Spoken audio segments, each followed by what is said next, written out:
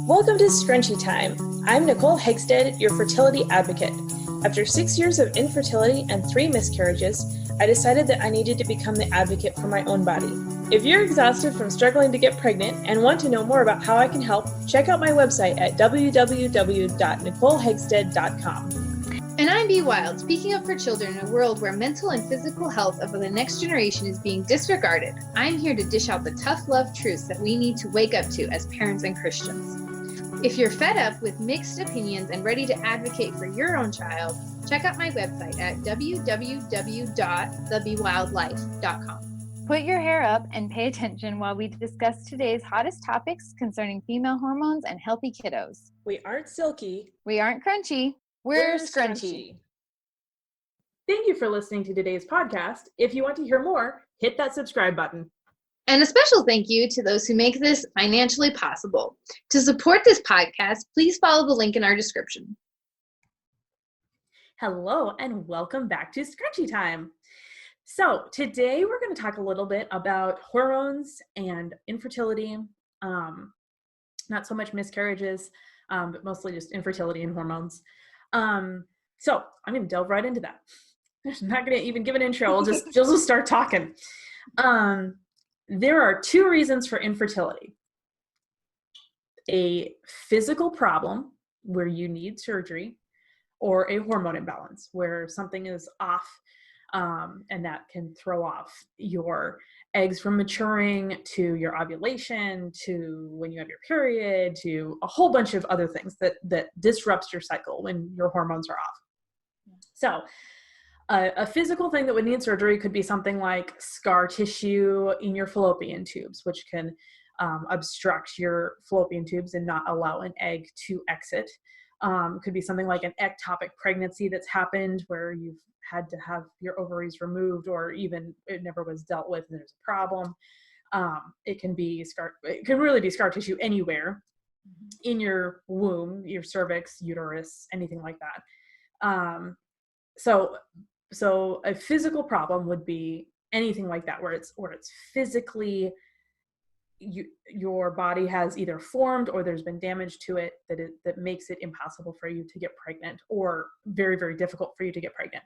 And so you need surgery to either remove a blockage or fix something, or perhaps remove your ovaries and you will never get pregnant. It just depends on what's wrong, right?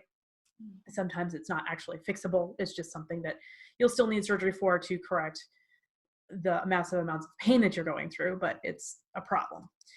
And then you've got the hormonal problem. So the hormonal problem, again, is either your progesterone, estrogen, or testosterone. And then there's a few others, your LH, LSH, or your cortisol is off. And if one of those is off, it throws the whole body out of balance, right? But of course, because your fertility is connected so closely with your hormones, that's usually the first thing that's actually affected. And so it'll be interesting because, like, if you have high cortisol, it can affect your thyroid. It can make you stressed and anxious and give you anxiety attacks. It can affect your blood pressure. It can affect all these things. But your infertility or your fertility is usually the first thing to be impacted because it is so closely connected to your hormones. And the reason that this is important when it comes to fertility is a lot of times it's very difficult to do testing to find out if your hormones are correct or balanced. And a lot of medical professionals will draw your blood and test your hormones and say, everything looks great. And the problem with that is, first of all, everyone is unique. Everybody is unique. And so we all have our own individual cycles. Second of all, we have a cycle. We have a 28-day cycle where 6 different hormones, this is not true for men. Men have 2 hormones and they're basically the same all 28 days. So they're really, really lucky. They can have a hormone imbalance, but that's a different subject for a different day. But women have a 28-day cycle to 35-day cycle. That would be a healthy cycle. with 6 different hormones fluctuating, not only over that 28 to 35 days, but within each day. So literally from morning until night, your hormones fluctuate in a certain pattern that allows you to sleep better, eat better, go to the bathroom better. Again, your fertility is better, et cetera, et cetera. And within those days each fit into a cycle that your body is following, which makes your body so incredibly complex. It just blows my mind away that it just like, anytime I tell that to somebody, I'm just like, wow, 6 hormones fluctuating daily for 28 to 35 days, and they have to be perfect. Like, it's amazing that any of us are alive. I'm just gonna say, like, babies are a miracle, literally they're a miracle.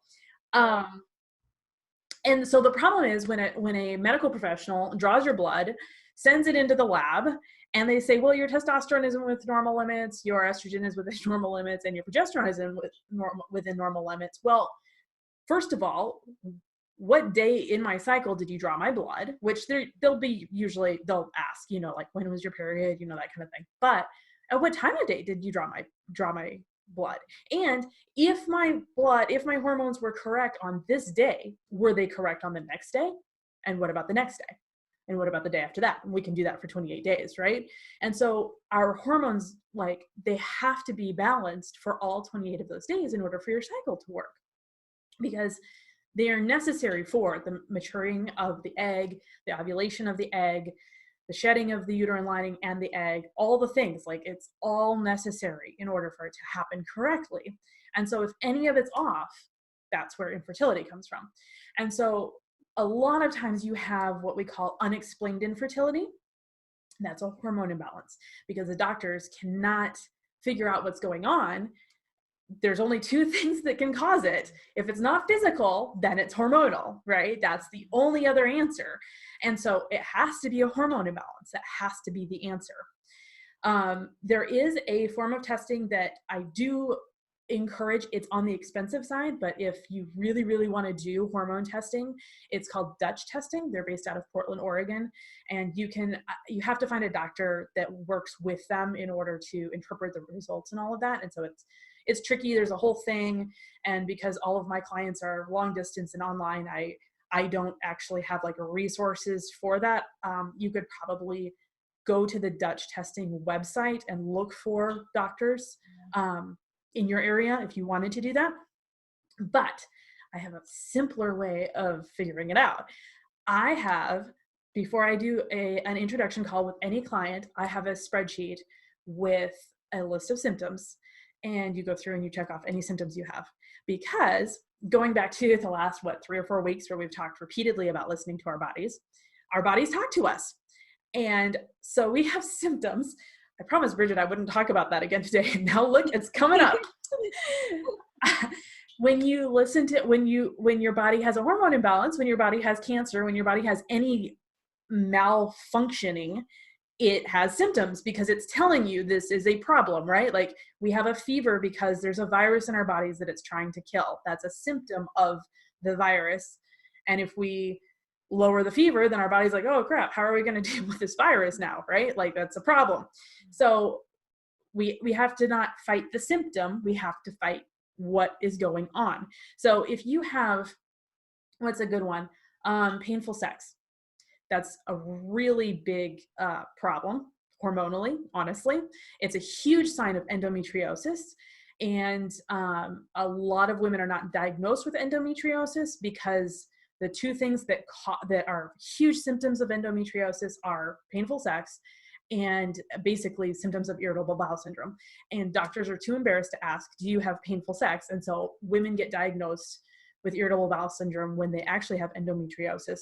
And they say that it actually takes 8 years to be diagnosed with endometriosis if you have it. It's been really cool, actually. I've seen a lot of advertisements on Pandora lately, which is a random place to see advertisements for this. But it's for endometriosis support. And I don't know if it's based on like my Google searches and stuff, because I do what I do. And so there's all this stuff on there. But this woman is sitting at her doctor's office, and her doctor says, do you have any pain? And she goes, yeah. And the second version of her shows up next to the second version of the patient shows up next to the patient who's sitting, and she says, no, you tell her it's like there's a knife in your womb for like 3 days and someone's twisting the knife, like tell her how painful it is. And they're really cool advertisements, because it's like, yeah, like this is important, right? Like this isn't just IBS, right? Which we've talked about in the past as well. But so where I was going with that was kind of a rabbit trail, was these are symptoms. Painful sex is a symptom. If you have that, it's a sign of high estrogen, and it's a huge problem. Again, it can be a sign of endometriosis. It can just be a basic hormone imbalance that you have. And a lot of people will tell you, oh, well, they go into all of the sex education, like positions and, well, is he being gentle and all that kind of stuff, when no, there's actually a hormone imbalance going on and we need to fix the hormone imbalance. Spotting between periods, that's another hormone imbalance that's major. There's a lot of them. Irregular periods obviously is a hormone imbalance, and a lot of women who think that they have regular periods think that they don't have a hormone imbalance, but there's like 50 different symptoms that all add up to a big picture that I can see when I have an introduction call with a client. So the best way that I have found to figure out if someone has a hormone imbalance is not through medical testing, but through listening to your body and looking at the symptoms that you're experiencing and tallying them all up and saying, okay, this paints a bigger picture of what's going on and what we need to do to fix that. And then obviously, if someone decides to sign up with me as a client, then I walk them through that journey of this is what we need to do to fix it. And we we go through the same symptoms on a consistent basis throughout that process to make sure that it's all working. And that can be corrected through lots of different things: nutrition, lifestyle, supplements, herbs, teas, tinctures, you name it. I've got a whole thing, and it depends on what's wrong, right? Like it depends on the symptom, but we need to not be fighting, if you take painful sex, we'll just keep using that as an example. Like, it doesn't mean you stop having sex, right? Like if you're going to treat the symptom, that would mean you either stop having sex or you only do it in a certain position that doesn't hurt or something. Like, no, we need to go back to the root cause and fix the problem. And the biggest reason of why this is a problem across the board is that if you go the traditional, quote unquote, medical route, instead of fixing your hormones naturally, where you will end up is in an IVF process, shooting yourself full of artificial hormones to make your body do what you think or what the doctor thinks your body should be doing, when there's already a problem going on. And that is a big deal.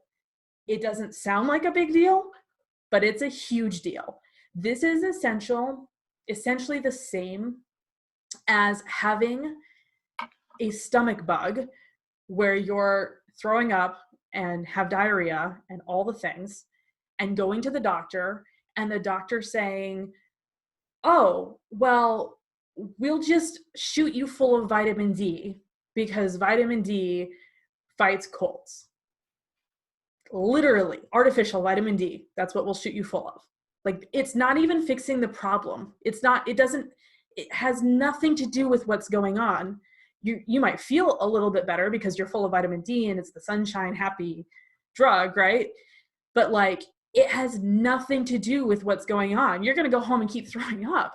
So if you have a hormone imbalance and you go into the doctor and the doctor says, okay, well, what you should have is your estrogen should peak here and your progesterone should peak here. And so what we're going to do is we're going to give you all these shots, and we're going to fill your body with estrogen here. We're going to fill your body with progesterone here. And then we'll harvest your eggs and we will inject them with sperm and then stick them back in your body.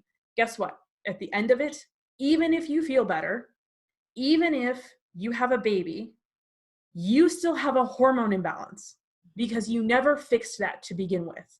And so now not only are you passing that hormone imbalance to your child, but you're going to have secondary infertility where it's also a problem again, but 10 times worse, because now you have artificial hormones in your body that your body doesn't even know how to process. You simply made your body get pregnant and made your body carry to term. And that's if it worked, right? We've already talked about statistics. Best case scenario in other podcasts, best case scenario, if you're under 35, which most women doing IVF are not under 35. Most women do not do this before 35. If you're under 35, your best statistic is 49% of getting pregnant and carrying to term. 49%, that's less than half. If you're under 35, if you're over 35, it starts to drop drastically. By the time you're over 40, it's like 2% or something, 5%. I forget the exact numbers. I have it on my website. It's drastic. Like, and they talk like IVF is this gift to mankind where we can be God and make a baby. And the problem is you're not listening to your body. You're not fixing what's wrong. And we need to fix what's wrong first. And so it's extremely important to address these things naturally and get them corrected and get them fixed. Because when we do, then we're working with our body, and then it's healthier for our child, it's healthier for our body, it's healthier for our next child, and however many children you want to have. It's healthier for everyone. And furthermore, it's healthier for your marriage. Because, I mean, I haven't done IVF, but I've watched the couples that have, and the mood swings and the emotions. And if you've done it, girl, you're stronger than I am, because I couldn't do it, honestly. Like, I couldn't go through the emotional roller coaster that you go through at IVF. And I don't want it to sound like I'm judging any woman who's been through that. It's horrific and it's horrible. What I am judging is the medical system that tells you that that's your only option. That is the problem. And because it's not your only option. It's the lazy option, because the doctor doesn't want to tell you to eat more carrots.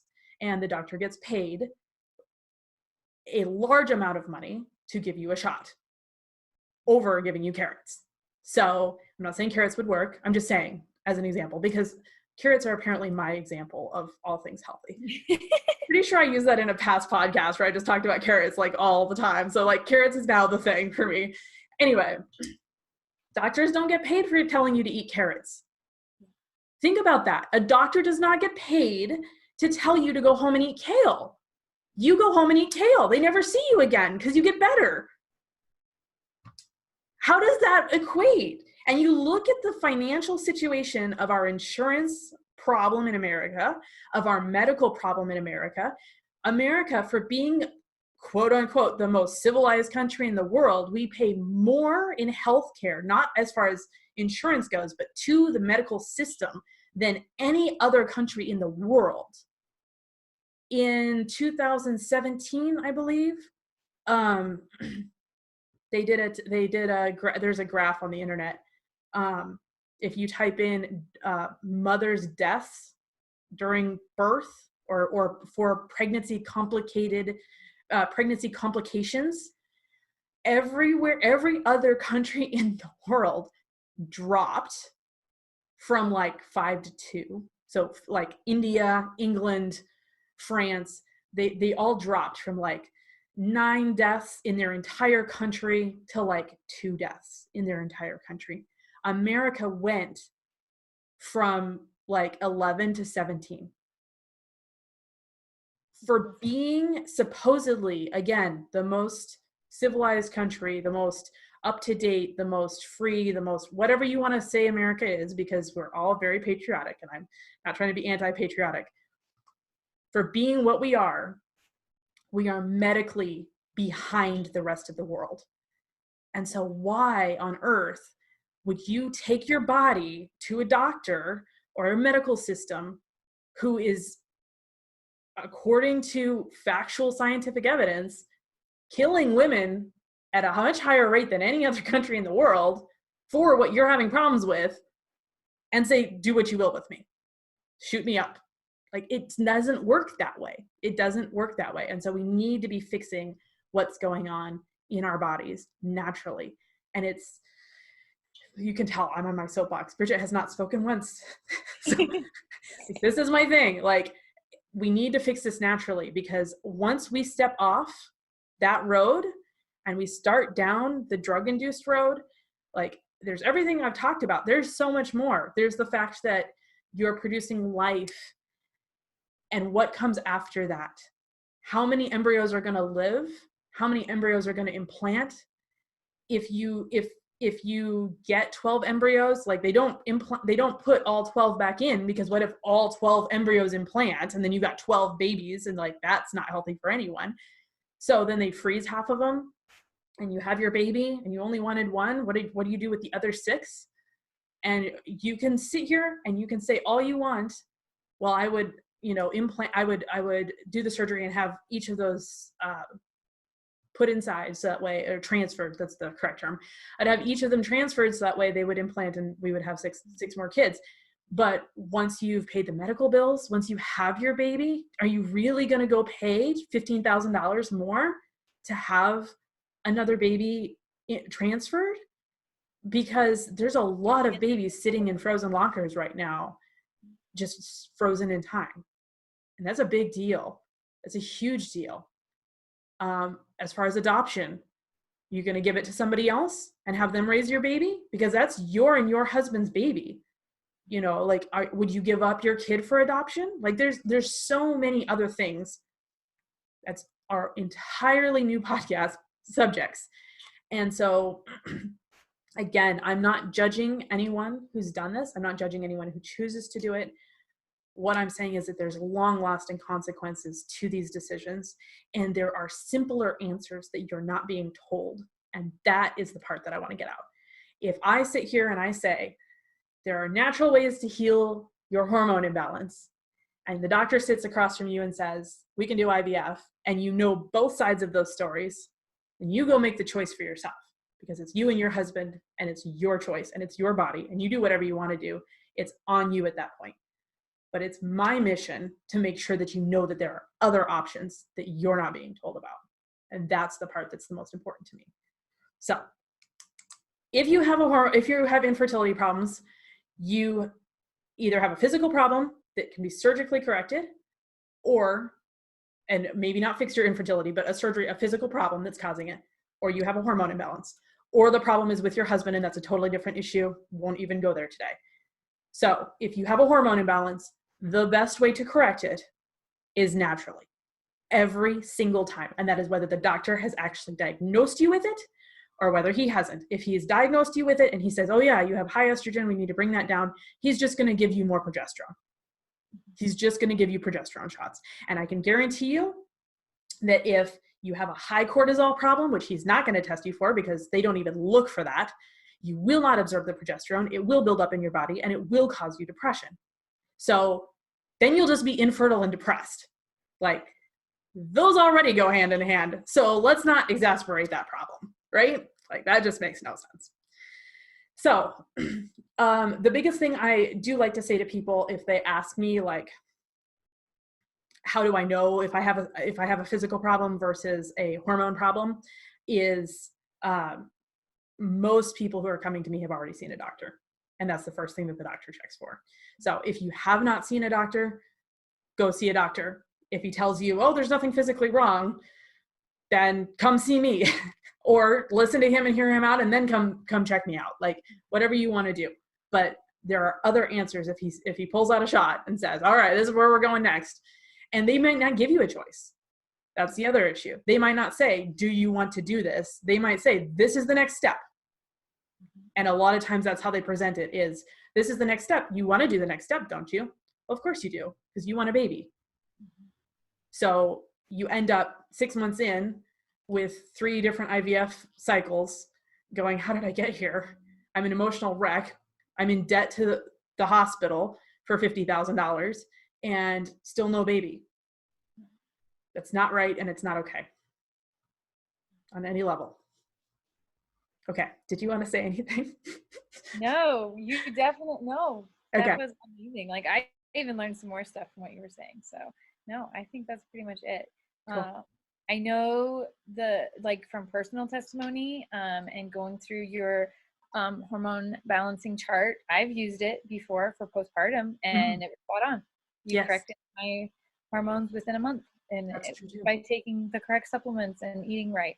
Yes. So obviously we've seen it in your clients and everything too, but personal testimony wise, yeah, I was depressed and everything postpartum, and it worked. So, yeah. The one question I did have was, as far as surgeries go, is there any surgeries you don't recommend getting? Like, are there surgeries they say you need a surgery for this, but really like cysts or anything like that? Because I know people have, is there natural ways of correcting things like that? Is there anything up front where you're just like, you do need to look into what they're saying you need surgery for before you just go get surgery?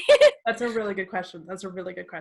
So usually if it's something like scar tissue, usually that's going to be painful. Obviously, you can't fix that naturally. Like there's nothing you can do.